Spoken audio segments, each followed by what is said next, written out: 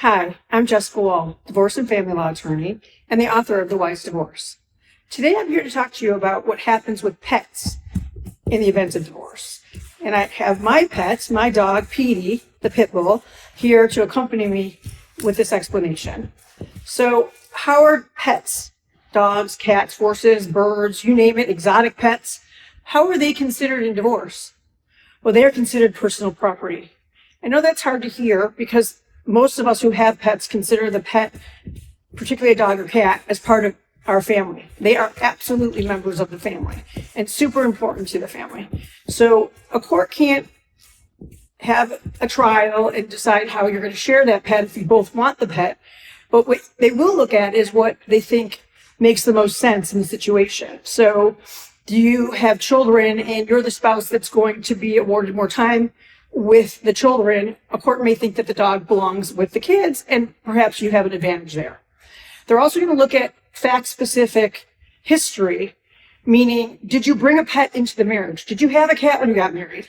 Well, most likely you're going to get that cat in a divorce because it was yours before the marriage.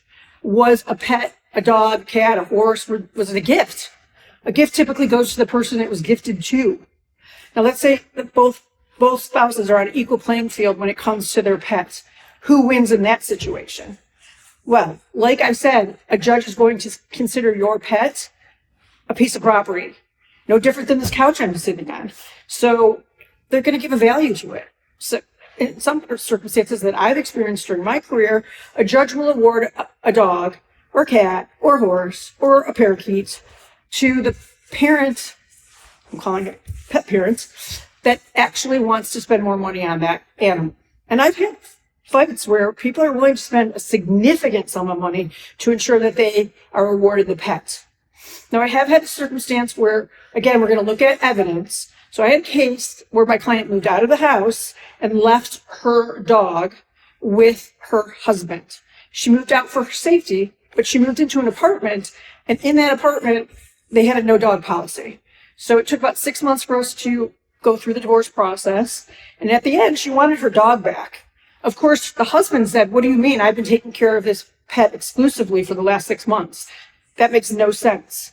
Well, I ended up winning the dog back for my client who had left the pet with her husband for 6 months. And the reason why is because on the paperwork, when she bought the dog from the AKA, the American Kennel Association, it listed only her name on that document. Now, that's a contract, and that contract awarded that dog to my client. So my client was able to pick her dog up and take the dog away with her once she had appropriate accommodations for that pet.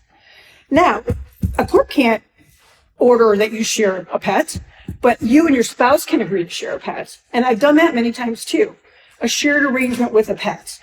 You come up with a schedule of when you're going to have the pet and when they're going to have the pet. How are you going to divide costs associated with the pet? Are you going to split the vet bills?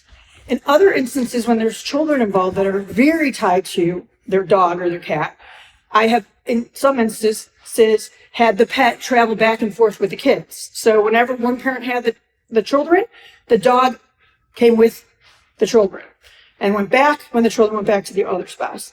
That can work. I mean, so basically you can be creative because we know how important pets are in the big scheme of things. And divorce can be pretty awful when you're the one that loses that beloved pet.